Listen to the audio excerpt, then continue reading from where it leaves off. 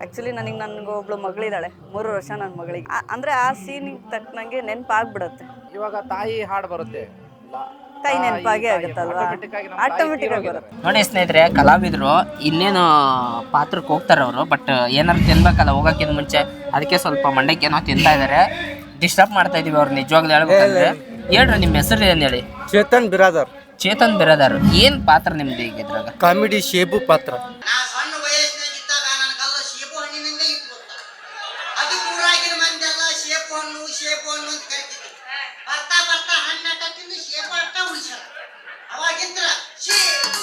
ವಯಸ್ಸಾಗ್ಬಿಟ್ಟೈತಿ. ಅದೇ ವಯಸ್ಸಾಗಿದ್ದಿರ್ತೈತಿ, ವಯಸ್ಸಾಗಿದ್ದೈತಿ ಪಾತ್ರ. 24ನೇ ವಯಸ್ಸಿಗೆ ಮುದುಕರಾಗಿದ್ದಾರೆ ನಮ್ಮ ಕಲಾವಿದರು. ಅಂದ್ರೆ ನೀವು ಮೂಲತಃ ರಂಗಭೂಮಿ ಇಲ್ಲೇ ಇರೋರು? ನಮ್ಮ ಅಜ್ಜಾರು ಕಂಪ್ನಿ ಇತ್ತು, ನಮ್ಮ ಫ್ಯಾಮಿಲಿ ಎಲ್ಲ ಇದ್ರಾಗ ಬಂದಿತ್ತು. ಹೌದ್ರಿ? ನಮ್ಮ ಹೀರೋ ಸಾಹೇಬರು ಬೇರೆ ಪಾತ್ರ ಮುಗಿಸ್ಕೊಂಬಂದ್ರು. ನೋಡಿ ಹೇಳಿ, ಫಸ್ಟ್ನೇ ಸೀನ್ ಮುಗಿಸ್ಕೊಂಬಂದ್ರಿ, ಏನಾಯ್ತು? ಕಲೆಕ್ಷನ್ ಹೆಂಗಿದೆ ಇವತ್ತು? ಕಲೆಕ್ಷನ್ ತುಂಬಾ ಭರ್ಜರಿಯಾಗಿದೆ. ಲಕ್ಷ್ಮೀ ದೇವಿ ಆಶೀರ್ವಾದದಿಂದ ಈ ಒಂದು ನಮ್ಮ ವಿಶ್ವಜ್ಯೋತಿ ನಾಟ್ಯ ಸಂಘಕ್ಕೆ ಒಳ್ಳೆಯ ಎಲ್ಲ ಪಾತ್ರಧಾರಿಗಳು ಚೆನ್ನಾಗಿ ಪಾತ್ರ ನಿರ್ವಹಿಸ್ತಾ ಇದ್ದಾರೆ. ಹಾಗಾಗಿ ಒಳ್ಳೆ ಕಲೆಕ್ಷನ್ ಇದೆ, ಕಲೆಕ್ಷನ್ ಚೆನ್ನಾಗಿದೆ, ಭರ್ಜರಿಯಾಗಿದೆ. ನಾವು ತುಂಬಾ ಖುಷಿಯಾಗಿದ್ದೀವಿ. ಅಂದ್ರೆ ಕಲೆಕ್ಷನ್ ಚೆನ್ನಾಗಿದ್ದಾಗಲೇ ಕಲಾವಿದರಿಗೆ ಒಂಥರ ಖುಷಿ ಇರುತ್ತೆ, ಯಾಕಂದ್ರೆ ಮಾಲಕರು ಚೆನ್ನಾಗಿದ್ರೆ ನಾವು ಚೆನ್ನಾಗಿರ್ತೀವಿ ಅಂತ. ಸೊ ಇದು ಸ್ನೇಹಿತರೆ ನೋಡಿ, ಈಗ ಒಂದ್ ಸೀನ್ ಮುಗಿತು ಈಗ ನಿಮ್ದು. ಹೌದು, ಈಗ ನೆಕ್ಸ್ಟ್ ಸೀನಿಗೆ ರೆಡಿ ಆಗ್ಬೇಕು. ಇವಾಗ ನೆಕ್ಸ್ಟ್ ಹಿಂದೆ ಹೋಗ್ಲೇಬೇಕು. ಇವಾಗ ಇದೇ ಡ್ರೆಸ್ ಅಲ್ಲಿ, ಇದೇ ಡ್ರೆಸ್ ಅಲ್ಲಿ ರಿಟರ್ನ್ ಹೋಗ್ಬೇಕು. ಚೇಂಜ್ ಇಲ್ಲ ಡ್ರೆಸ್, ಚೇಂಜ್ ಮಾಡ್ತೀವಿ ನೆಕ್ಸ್ಟ್ ಸೀನ್ಗೆ. ಇದನ್ನ ಒಂದ್ ಸೀನ್ ಕಂಟಿನ್ಯೂಷನ್ ಇದೆ, ಆತರ ಸೆಂಟ್ರಲ್ ಕಟ್ ಆಗಿ ಬಂದಿದೆ. ಇವಾಗ ಮತ್ತೆ ಹೋಗ್ತೀವಿ ಇವಾಗ. ಈಗ ಮತ್ತೆ ಇದೇ ಡ್ರೆಸ್. ಇದೇ ಡ್ರೆಸ್ ಸರ್, ಅದೇನೋ ಪದ್ರೆ ಎಳೆಯೋದು ಏನೋ ಅಂತಾರೆ, ಬನ್ನಿ ಅದು ಸ್ವಲ್ಪ ನಮ್ಗೆ ಎಕ್ಸ್ಪ್ಲೇನ್ ಮಾಡಿ ಸರ್. ಹೇಳ್ತೀನಿ. ಏನ್ ಸರ್ ಇದು ಪದ್ರೆ ಎಳೆಯೋದು ಅಂತಾರೆ? ಏನದ? ಪರದೆ ಏನ್ ಸರ್ ಅದು ಪದ್ರೆ ಅಂತ ಹೇಳಿ? ಕೆಲವೊಂದು ಸೀನ್ಗಳು ಚೇಂಜ್ ಆಗ್ತಾ ಇರುತ್ತೆ. ಮನೆ ಸೀನು, ಜಂಗಲ್ ಸೀನು, ರಸ್ತಾ ಸೀನು ಅಂತ ಈ ತರ ಬರುತ್ತೆ. ಟ್ರಾಜಿಡಿ ನಡೆದಾಗ ಮನೆ ಸೀನ್ ಇರುತ್ತೆ, ಟ್ರಾಜಿಡಿಗೆ ಮನೆ ಸೀನು, ಜಂಗಲ್ ಸೀನು ಈ ತರ ಬರುತ್ತೆ. ಕಾಮಿಡಿ ಸೀನ್ ಬಂದಾಗ ರಸ್ತಾ ಸೀನ್ ಬರುತ್ತೆ, ರಸ್ತೆ, ಸಿಟಿ. ಯಾಕಂದ್ರೆ ಅಲ್ಲಿ ಓಡಾಡೋ ದಾರಿಲೇ ಸಿಗ್ತಾರೆ ಫ್ರೆಂಡ್ಸ್, ಕಾಮಿಡಿ ಮಾಡ್ಕೊಂಡಿರ್ತಾರೆ. ಈ ತರ ಕಾನ್ಸೆಪ್ಟ್ ಇರುತ್ತೆ. ಅದರಿಂದ ಕಾಮಿಡಿ ಅಂದ್ರೆ ಎಲ್ಲೂ ಮನೆಯಲ್ಲಿ ನಡೆಯಲ್ಲ, ಅದು ಹೊರಗಡೆ ಮನೆಯಲ್ಲೂ ನಡಿಬಹುದು, ಒಂದ್ ಮನೆಯಲ್ಲೂ ನಡಿಬಹುದು, ರಸ್ತೆನಲ್ಲೂ ನಡಿಬಹುದು. ಜಾಸ್ತಿ ಅಂದ್ರೆ ರಸ್ತೆನಲ್ಲಿ ನಡೆಯೋದು ಜಾಸ್ತಿ, ರಸ್ತೆ ಮನೆ. ಜಂಗಲ್ ನಲ್ಲಿ ನಡೆಯೋದು ಕಮ್ಮಿ, ಮನೆ. ಇದು ಕಾಮಿಡಿ ಸೀನ್ಸ್. ಏನ್ ಸರ್ ಈಗ ಅದು ರಸ್ತಾ ಸೀನ್ ಏನು ಹೇಳಿ ನಮ್ಗೆ? ಈಗ ಜಂಗಲ್ ನಲ್ಲಿ ನಾನು ಹುಡುಗಿ ಲವ್ ಮಾಡ್ತಾ ಇದ್ದೆ, ಡ್ಯುಯೆಟ್ ಸೀನ್ ಇತ್ತು. ಡ್ಯುಯೆಟ್ ಸೀನ್ ಅಲ್ಲಿ ನಾವು ಲವ್ ಮಾಡ್ತಾ ಇದ್ವಿ. ಅಷ್ಟ್ರಲ್ಲಿ ನಮ್ಮ ತಂದೆ ಎಂಟ್ರಿ ಆದ್ರು, ನಾನು ಹುಡುಕೊಂಬಂದು. ಅವಾಗ ಅವ್ರಿಗೆ ಏನಾಯ್ತು, ನನ್ನ ಮಗನ ಇಷ್ಟಪಡ್ತಾ ಇದ್ದೆ ನೀನು, ಬಡವ್ರ ಹುಡುಗಿ ನೀನು ಅಂತ ಅವರು ರೇಗಿಸ್ತಾ ಇದಾರೆ. ಇವಾಗ ಅವ್ರನ್ನ ಬೇಡ ನೀನು ಪ್ರೀತಿ ಮಾಡೋದು ಅಂತ ಹೇಳ್ತಾ ಇದ್ದಾರೆ. ಆ ಹುಡುಗಿ ನಾನು ಪ್ರೀತಿಸಿದೀನಿ, ಬಡ ಹುಡುಗಿ. ಹಾಗಾಗಿ ಅವ್ರು ಜಂಗಲ್ನಲ್ಲಿ ನಾವಿಬ್ರು ಡುಯೆಟ್ ಮಾಡ್ತಾ ಇರುವಾಗ ನಮ್ಮನ್ನು ಹಿಡಿದಿದ್ದಾರೆ ಬಂದು. ಈ ತರ ಡುಯೆಟ್ ಸೀನ್ ಸ್ಟಾರ್ಟಿಂಗ್ ಅಲ್ಲಿ. ಅವರಿಬ್ರು ಮಾತಾಡುವಾಗ ನಾನು ರೀ ಎಂಟ್ರಿ ಆಗ್ಬೇಕು. ಈಗ ರೀ ಎಂಟ್ರಿ. ನೋಡಿ ಸ್ನೇಹಿತರೆ, ನಮ್ಮ ವಿಲನ್ ಪಾತ್ರದವ್ರು ಮುಗಿಸ್ಕೊಂಡ್ ಬಂದ್ರು. ಬನ್ನಿ ಮಾತಾಡೋಣ. ಸರ್ ಹೇಳಿ ಸರ್, ಇವತ್ತು ವಿಲನ್ ಪಾತ್ರ ಮುಗಿಸ್ಕೊಂಡ್ ಬಂದ್ರಿ ಸರ್? ಇದು ವಿಲನ್ ಅಲ್ಲ ಸರ್, ಇದು ಒಂಥರ ಪೋಷಕ ಪಾತ್ರ. ವಿಲನ್ ಇತ್ಲಾಗ ವಿಲನು ಅಲ್ಲ, ಇತ್ಲಾಗ ಹೀರೋನು ಅಲ್ಲ. ಈ ನಾಟಕಕ್ಕೆ ವಿಲನ್ ಯಾರು ಇಲ್ಲೇ ಇಲ್ಲ. ಈ ನಾಟಕಕ್ಕೆ ವಿಲನ್ ಅಂತಂದ್ರೆ ಸಮಯ, ಸಂದರ್ಭ. ಯಾವ ನಾಟಕಕ್ಕೆ ಆ ಸಂದರ್ಭಕ್ಕೆ ಏನು ಸಮಯ ಬರುತ್ತೆ ಅದೇ ವಿಲನ್. ಈ ನಾಟಕಕ್ಕೆ ಯಾರು ವಿಲನು ಅಲ್ಲ, ಯಾರು ಹೀರೋನು. ಎಲ್ಲರೂ ಹೀರೋ, ಎಲ್ಲರೂ ವಿಲನ್ಗಳೇ. ವಿಲನ್ ಯಾರೂ ಇಲ್ಲ ಇದಕ್ಕೆ. ಅದಕ್ಕೆ ಆ ಸಮಯಕ್ಕೆ ಏನು ಸಂದರ್ಭ ಏನು ಬರ್ತಲ್ಲ, ಅರ್ಥ ತಕ್ಕಂಥ ಆ ಸಮಯನ ವಿಲನ್ ಆಗುತ್ತೆ. ಅಂದರೆ ದೊಡ್ಡ ಶ್ರೀಮಂತ ಹಾಳಿನ ಮಗಳು ಪ್ರೀತಿ ಮಾಡಕತ್ತಾನ, ಮಾಡಬಾರ್ದು ಅನ್ನೋದು ಒಂದಷ್ಟು ದುರಂಕಾರ ಅವ್ನಿಗಷ್ಟೇ. ಮತ್ತೇನು ವಿಲನ್ ಅಲ್ಲ, ಏನಲ್ಲ.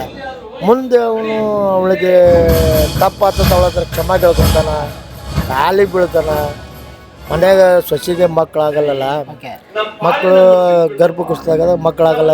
ಅವಾಗ ಮನೆ ವಂಶ ಬೆಳೆಸ್ಬೇಕಂತೇಳಿ ಸಮಯಕ್ಕೆ ಬಂದಾಗ ಹೋಗಿ ಆಕೆ ಕಾಲಿಗೆ ಬಿದ್ದು, ಆ ಬಡವನ ಮಗಳಿಗೆ ಕಾಲಿಗೆ ಬಿದ್ದು ಮಗುನ ಕಸ್ಕೊಂಡು ಅವಾಗ ಆಕಿನ ಸ್ವಚ್ಛ ಅಂತ ಒಪ್ಕೊಂತಾನೆ. ಸಮಯ, ಸಂದರ್ಭ ಆ ನಮ್ಮನೆ ಮಾಡ್ಸಕ್ಕೆ ಹಚ್ಚತ್ತೆ ಅಷ್ಟೇ, ಮತ್ತೇನಿಲ್ಲ. ಈಗ ಮುಗಿಸ್ಕೊಂಡ್ ಬಂದಿರಿ ಸರ್? ಒಂದು ಸೀನ್ ಮುಗಿಸ್ಕೊಂಡ್. ಈಗ ಡ್ರೆಸ್ ಚೇಂಜ್ ಮಾಡ್ಬೇಕಾ ಸರ್? ಇನ್ನೊಂದು ಸೀನ್ ಸ್ವಲ್ಪ ಒಂದು ಇದ್ರೆ ಹೋಗಿ ಬಂದು ಮತ್ತೆ ಡ್ರೆಸ್ ಚೇಂಜ್ ಮಾಡ್ಬೇಕು. ಹೋಗಿ ಬರ್ಲಿ ಸ್ನೇಹಿತರೆ. ನೋಡಿ, ಅಂದ್ರೆ ಒಂದೊಂದು ಪಾತ್ರದಿಂದನೂ ಜೀವ ತುಂಬೋದು ಬಹಳ ಮುಖ್ಯ ಇರುತ್ತಲ್ಲ ಸರ್? ಅದೇ ಸರ್. ಸರ್ ಇದು ಯಾವ ಸೀನ್ ಅಂತಾರೆ ಸರ್? ಈಗ ಇದು ಟೋಟಲ್ ಸೀನರಿ. ಸರ್ ಈಗ ಮುಂದೆ ಕಾಮಿಡಿ ಬರುತ್ತೆ, ಇದಾದ್ಮೇಲೆ ಕಾಮಿಡಿ ಬರುತ್ತೆ.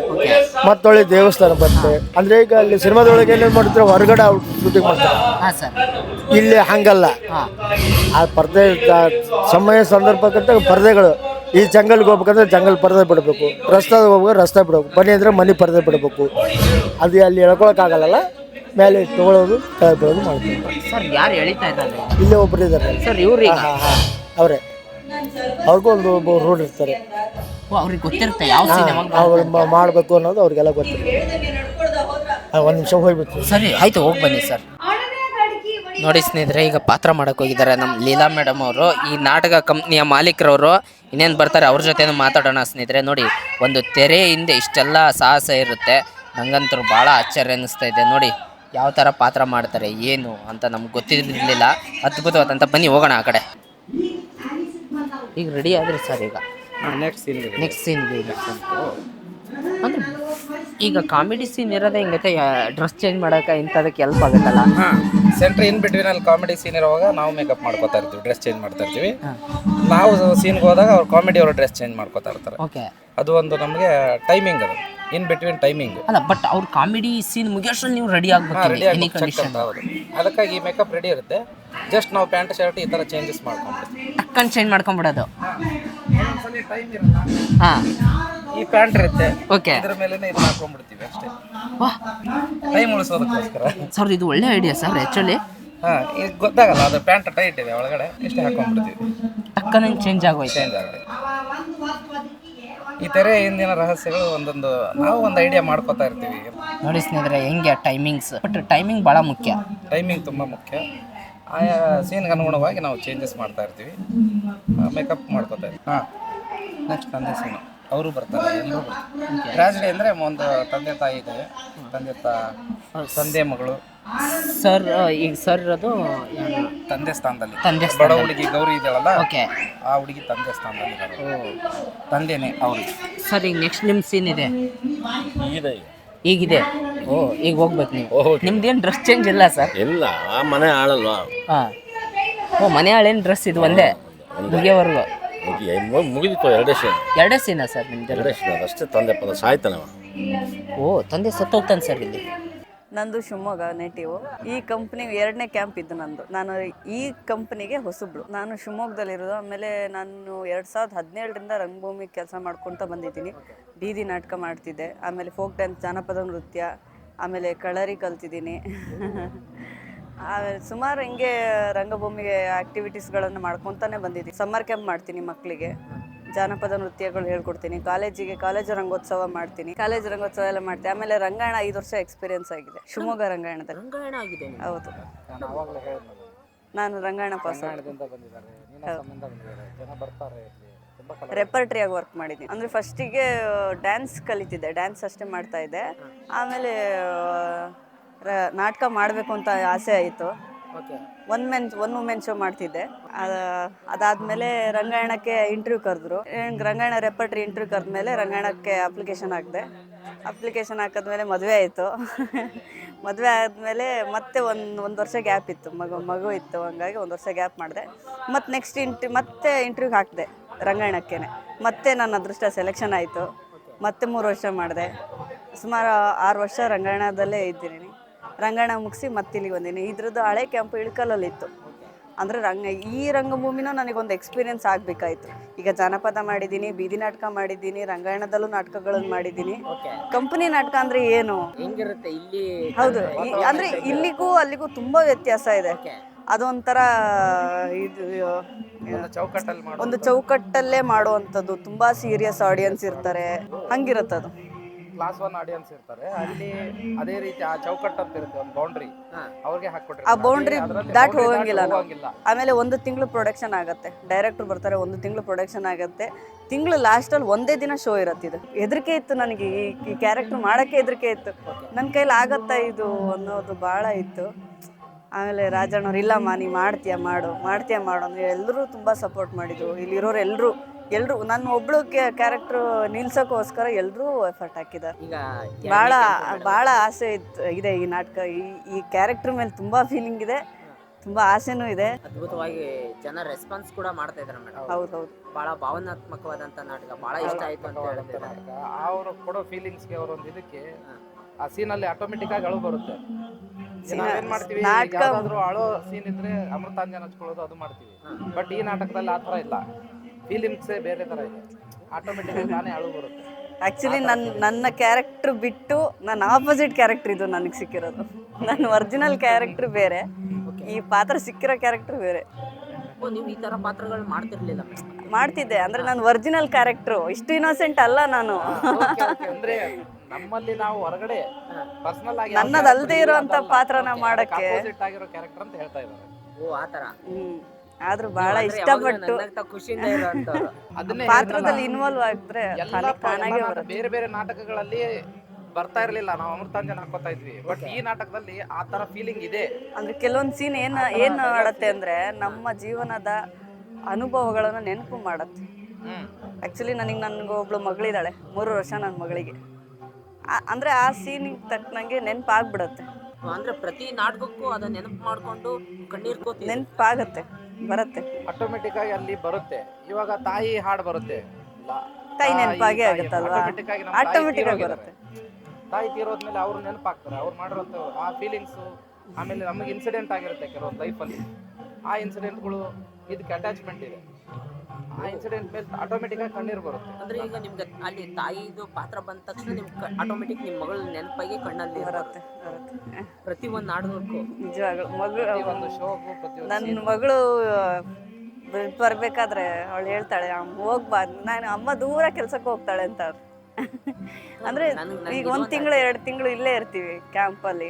ಈಗ ಅಲ್ಲೇ ಇರ್ತಾಳೆ ಅವಳು. ನನ್ನ ಮಗಳು ಶಿವಮೊಗ್ಗದಲ್ಲೇ ಇರೋದು, ನಮ್ಮ ಮನೆಯವ್ರ ಜೊತೆ ಇರ್ತಾಳೆ. ಹೆಂಗ್ ಬಿಟ್ಟಿರ್ತೀರಿ? ಅದೇ ಫೀಲಿಂಗ್ ಅಲ್ಲ. 3 ವರ್ಷ ಅಂತಂದ್ರೆ ಇನ್ನು ಚಿಕ್ಕ ಪಾಪು. 3.5 ವರ್ಷ ಲೈಫ್ ಇದೆ ಇದ್ರಲ್ಲಿ ಲೈಫ್ ಇಲ್ಲ ಅಂತ ಏನಿಲ್ಲ, ಲೈಫ್ ಇದೆ. ನಾವು ಹೆಂಗೆ ರಂಗಭೂಮಿಗೆ ನಾವು ನಮ್ಮನ್ನ ಕೊಟ್ಕೊಂತೀವಿ, ಅದು ನಮ್ಮನ್ನ ಸಾಕದು. ಆ ಧೈರ್ಯ ನಮಗಿದೆ. ಆ ಧೈರ್ಯದ ಮೇಲೆ ಇಲ್ಲಿ ತನಕ ಬಂದಿದ್ದೀವಿ. ಆಮೇಲೆ ಮಾದೇವಣ್ಣ ಅವರು ತುಂಬ ಚೆನ್ನಾಗಿ ನಾಟಕ ಬರೆದಿದ್ದಾರೆ. ಇದನ್ನ ಪ್ರತಿಯೊಂದು ಮಾತುಗಳು, ಪ್ರತಿಯೊಂದು ಸೀನ್ ಇದೆಯಲ್ಲ, ಸಿಚುವೇಶನು ಬಹಳ ಅದ್ಭುತವಾಗಿ ಮಾಡಿದ್ದಾರೆ. ಅದೇ ರೀತಿ ನಮ್ಮ ಜೇವರ್ಗಿ ರಾಜಣ್ಣ ಅವರು ಕೂಡ ಸುಮಾರು ನಾಟಕಗಳು ಡೈರೆಕ್ಷನ್ ಮಾಡಿದ್ದಾರೆ. ಅವರು ಪ್ರತಿಯೊಂದು ನಾಟಕನೂ ಅದ್ಭುತವಾಗಿ ನಿರ್ದೇಶನ ಮಾಡಿದ್ದಾರೆ. ಅವ್ರ ನಿರ್ದೇಶನ ಬಹಳ ಅದ್ಭುತ. ಅವ್ರ ಹೆಸರು ಉಳಿದಿರೋದೇ ಆ ನಾಟಕದಿಂದ. ನಮ್ಮ ರಂಗಾಯಣ ಡೈರೆಕ್ಟರ್ ಯಾವಾಗಲೂ ಒಂದು ಮಾತು ಹೇಳೋರು, ಇಂಡಸ್ಟ್ರಿಯಲ್ಲಿ ರಾಜ್ಕುಮಾರ್ ಹೆಂಗೋ ಕಂಪ್ನಿ ನಾಟಕದಲ್ಲಿ ರಾಜಣ್ಣವ್ರ ಹಂಗೆ ಅಂತ ಯಾವಾಗಲೂ ಹೇಳ್ತಿದ್ರು ನಮ್ಮ ಗಣೇಶ್ ಮೇಷ್ಟ್ರು. ಹೌದು, ಅವರು ಸ್ಟೇಜಿಗೆ ಬಂದ್ರೆ ಅವ್ರ ಹತ್ರ ರಾಜಣ್ಣವ್ರು ಅಷ್ಟು ಫೇಮಸ್ ಅಷ್ಟು ಫೇಮಸ್ ಆಗಿರೋದಕ್ಕೆ ನಾವು ಶಿವಮೊಗ್ಗ ರಂಗಾಯಣದಲ್ಲಿ ವರ್ಕ್ ಮಾಡಿದ್ರು ಕಂಪ್ನಿ ನಾಟಕಕ್ಕೆ ಇವತ್ತಿಲ್ಲಿ ನಾನು ಸೇಫ್ ಆಗಿರ್ಬೋದು, ನಾನೊಂದು ಆ ಧೈರ್ಯದಿಂದ ನಾನು ಇಲ್ಲಿ ಇರ್ಬೋದು ಅನ್ನೋದಕ್ಕೆ ಕಾರಣ ಅವರೇ. ಮತ್ತು ಅವ್ರ ಹೆಸರು ಮೇಲೆ ನಮ್ಮ ಮನೇಲಿ ಎಲ್ಲರೂ ಸಪೋರ್ಟ್ ಮಾಡಿ ಕಳಿಸಿದ್ದಾರೆ. ಅವ್ರ ಮೇಲಿರೋ ನಂಬಿಕೆಗೆ, ಅವ್ರ ಮೇಲಿರೋ ಹೆಸರಿಗೆ. ನೋಡಿ ಸ್ನೇಹಿತರೆ, ನಮ್ಮ ಕಲಾವಿದರ ಬದುಕು ಈ ಥರ ಇರುತ್ತೆ. ನಾವು ಅನ್ಕೋತಿರ್ತೀವಿ ಏನೋ ಐಷಾರಾಮಿ ಜೀವನ ನಡೆಸ್ತಿರ್ಬೋದು, ಚೆನ್ನಾಗಿ ಕಲೆಕ್ಷನ್ ಆಗುತ್ತೆ, ಹೌಸ್ಫುಲ್ ಆಗಿರುತ್ತೆ ಅಂತದ್ದು. ಆದರೆ ಕೆಲವು ಸಾರಿ ಹೌಸ್ಫುಲ್ ಆದರೆ ಚೆನ್ನಾಗಿ ದುಡ್ಡು ಬಂದಿರುತ್ತೆ ಓನರ್ಗೆ. ಅವ್ರಿಗೂ ಕಲಾವಿದರಿಗೆ ಕೊಡೋಕ್ಕೆ, ಓನರ್ಗೂ ಕಲಾವಿದರಿಗೆ ದುಡ್ಡು ಕೊಡೋಕ್ಕೆ ಖುಷಿಯಿಂದ ಕೊಟ್ಟಿರ್ತಾರೆ. ಬಟ್ ಕೆಲವು ಟೈಮು ಹೌಸ್ಫುಲ್ ಆಗಲ್ಲ, ಕಲೆಕ್ಷನ್ ಆಗಲ್ಲ, ಅವಾಗ ಲಾಸು. ಬಟ್ ಅವಾಗಲೂ ಪೇಮೆಂಟ್ ಕೊಡ್ತಾರೆ. ಯಾಕಂದ್ರೆ ಅವರು ಜೇವರ್ಗಿ ರಾಜಣ್ಣವ್ರು ಯಾವತ್ತೂ ಎಲ್ಲ ಕಲಾವಿದ್ರೂ ಮಕ್ಕಳ ಥರ ನೋಡ್ಕೊಂಡಿದ್ದಾರೆ. ಫ್ಯಾಮಿಲಿ ಪ್ರಾಬ್ಲಮ್ ಇದ್ರೂ ಅವ್ರು ಏನೇ ಇದ್ರು ನಮ್ಮ ಬಗ್ಗೆ ತುಂಬ ಕೇರ್ ತಗೊಂತಾರೆ. ನಮ್ಮ ಕಷ್ಟಕ್ಕೆ ಸ್ಪಂದಿಸಿದ್ದಾರೆ. ಅದೇ ರೀತಿ ಯಾರನ್ನೂ ನೋಯಿಸಿಲ್ಲ ಅಂತ ಹೇಳ್ಬೋದು. ಅವ್ರ ಬಗ್ಗೆ ಎಷ್ಟು ಹೇಳಿದ್ರು ಸಾಲದು. ಆ ಮಾತಂತೂ ಯಾವಾಗಲೂ ಹೇಳಬೇಕು. ಇಂಡಸ್ಟ್ರಿಯಲ್ಲಿ ರಾಜ್ಕುಮಾರ್ ಹೇಗೋ ನಮ್ಮ ಕಂಪ್ನಿ ನಾಟಕಕ್ಕೆ ಜೇವರ್ಗಿ ರಾಜಣ್ಣವ್ರು ಹಾಗೆ. ಮೂಲ್ಯವಾದ ಸಮಯನ ಬಿಡುವಿನ ಟೈಮಲ್ಲಿ ನಮಗೆ ಕೊಟ್ರಿ, ನಮ್ಗೆ ಅದು ಖುಷಿ. ಇಲ್ಲ, ನೀವು ಇಷ್ಟೊತ್ತಂಗ ವೇಟ್ ಮಾಡಿದ್ದೀರಲ್ಲ, ಅದಕ್ಕೂ ನಾವು ಆಭಾರಿಯಾಗಿರ್ತೀವಿ. ನನಗೆ ಅಂದರೆ ನಾವು ನಾಟಕ ನೋಡಿ ಏನೋ ಖುಷಿಪಟ್ಟು ಹೋಗ್ಬಿಡ್ತೀವಿ. ಒಂದು 150 ರೂಪಾಯಿನೋ 100 ರೂಪಾಯಿನೋ ಕೊಟ್ಟಿರ್ತೀವಿ. 1-2 ಗಂಟೆನೋ 3 ಗಂಟೆನೋ ಕೂತು ಸೂಪರ್ ಅಪ್ಪ, ಚೆನ್ನಾಗಿತ್ತು ಅಂತ ಹೇಳಿ ಆ ಟೈಮಿಗೆ ಖುಷಿಪಟ್ಟು ಹೋಗ್ತೀವಿ. ಬಟ್ ಆ ಖುಷಿ ಪಡಿಸೋಕೆ ನೀವು ಹಲವಾರು ದಿನಗಳಿಂದ ಶ್ರಮ ಪಟ್ಟಿರ್ತೀರಲ್ಲ, ಅದನ್ನು ನಮಗೆ ನೋಡ್ಬೇಕು ಅನ್ನಿಸ್ತು. ಅದ್ರದ್ದು ಹಿನ್ನೆಲೆ ಹೆಂಗಿರುತ್ತೆ ಅಂತ ಗೊತ್ತಿಲ್ಲ. ಈಗಿನ ಜನರಿಗೆ ನಾಟಕ ಅಂತಂದ್ರೆ ಓಕೆ ಆ್ಯಕ್ಟ್ ಮಾಡ್ತಾರ ನೋಡ್ತೀವಿ ಖುಷಿ ಅಷ್ಟೇ ಹೋಗ್ತೀವಿ. ಬಟ್ ಇಲ್ಲೇ ಏನಾಗ್ತಿರುತ್ತೆ ಅದರಿಂದ ಅಂತ ನಮ್ಗೆ ಯಾರಿಗೂ ಕಲ್ಪನೆ ಇರಲ್ಲ ಎಷ್ಟೋ ಯುವ ಪೀಳಿಗೆಗಳಿಗೆ. ಈಗ ಬರ್ತಾ ಇರೋದಂತ ಬಿಡಿ, ನಾಟಕ ಅಂದ್ರೆ ಏನನ್ನೋದೇ ಗೊತ್ತಿಲ್ಲ ಮತ್ತೆ ಬೇರೆ. ಬಟ್ ಅದನ್ನೂ ಸ್ವಲ್ಪ ಜನರಿಗೆ ಪರಿಚಯ ಮಾಡಿಸೋಣ ಅಂತ ನಮಗೂ ತಿಳ್ಕೊಳ್ಳೋಣ, ಪರಿಚಯ ಮಾಡಿಸೋಣ, ಎಷ್ಟಾಗುತ್ತೆ ಅಷ್ಟು ಒಳ್ಳೆ ಕಲಾವಿದ್ರು ಕೆಲ್ಸ. ಮಾತಾಡ್ಸೋಣ ಅಂತ ಅನ್ಸುತ್ತೆ. ಈ ಕಲಾವಿದರ ಬದುಕು ಕಷ್ಟ ಅಂತ ಹೇಳ್ತಾರೆ ನಿಜ, ಬಟ್ ಅದನ್ನ ಸರಿಯಾಗಿ ತೂಗಿಸ್ಕೊಂಡು ಹೋದ್ರೆ ಕಷ್ಟ ಏನಿಲ್ಲ, ಉಳಿಸ್ಬೋದು ದುಡ್ಡನ್ನ. ಬಟ್ ಇವರು ಕೆಲವೊಂದು ಚಟಾರಿಗಳನ್ನ ಮಾಡಿಕೊಂಡು ತಮ್ಮ ಜೀವನನ ಹಾಳು ಮಾಡ್ಕೊತಾರೆ. ಅಂದ್ರೆ ಕಲಾವಿದ್ರು ಚಟ ಕಲಿಬಾರ್ದು. ಕಲಿಬಾರ್ದು. ಒಳ್ಳೆ ಕಲಾವಿದರಾದವರು ಚಟ ಇರಬಾರ್ದು. ಕುಡಿಯೋದಾಗ್ಲಿ, ಗುಟ್ಕಾ ಬರೋದಾಗ್ಲಿ, ತಿನ್ನೋದಾಗ್ಲಿ, ಈ ತರ ಇದ್ರೆ ಚೆನ್ನಾಗಿ. Thank you so much. Scene ಬಂತು. Sorry to say. ಸಾರಿ. ನನ್ನನ್ನು ನಿಮ್ಮ ಹಿರಿಯ ಮಗಳು ಅಂತ ತಿಳ್ಕೊಳ್ಳಿ. ನನ್ನ ತಂಗಿಗೆ ಯಾವ ತೊಂದರೆ ಆಗದಂತೆ ನಾನು